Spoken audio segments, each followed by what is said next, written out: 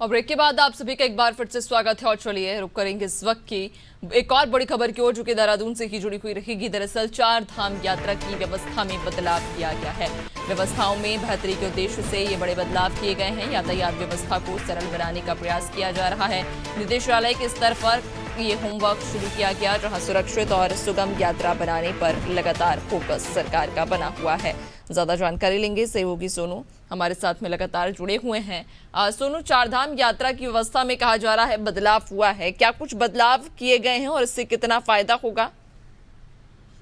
देखिए, समय समय पर सरकार यात्रा की व्यवस्थाओं में बदलाव करने के फैसले लेती रही है। अगर हम लेटेस्ट अपडेट की बात करें तो सरकार ये कोशिश कर रही है कि जो बड़ी संख्या में श्रद्धालु बड़े मनोभाव के साथ उत्तराखंड पहुंच रहे हैं, इनकी यात्रा सुरक्षित यात्रा हो, सुगम यात्रा हो। और यही वजह की समय समय पर सरकार व्यवस्थाओं में बदलाव करती रही है। यातायात एक बड़ी समस्या है। कैसे यात्रियों को इस व्यवस्था के जो लाभ है वो उपलब्ध कराया जा सके, कैसे इसका लाभ प्राप्त कर सकते हैं, इसके लिए होमवर्क भी किया जा रहा है। और आने वाले समय में कहां से अगले साल से कहां से यात्रा का शुभारंभ ठीक से किया जा सकता है, स्थान कौन सा हो सकता है और किस तरह से यात्रा का संचालन हो सकता है, ताकि सिंगल विंडो सिस्टम के तहत जो है वो यात्रियों को पंजीकरण की व्यवस्था हो, गाड़ियों के रजिस्ट्रेशन की व्यवस्था हो या जानकारी लेने की बात हो, ऐसा कोई स्थान चयन किया जाए। तो जो हरिद्वार का जो बैरागी कैंप है, यहाँ से शुरू करने पर मंथन शुरू हो गया है।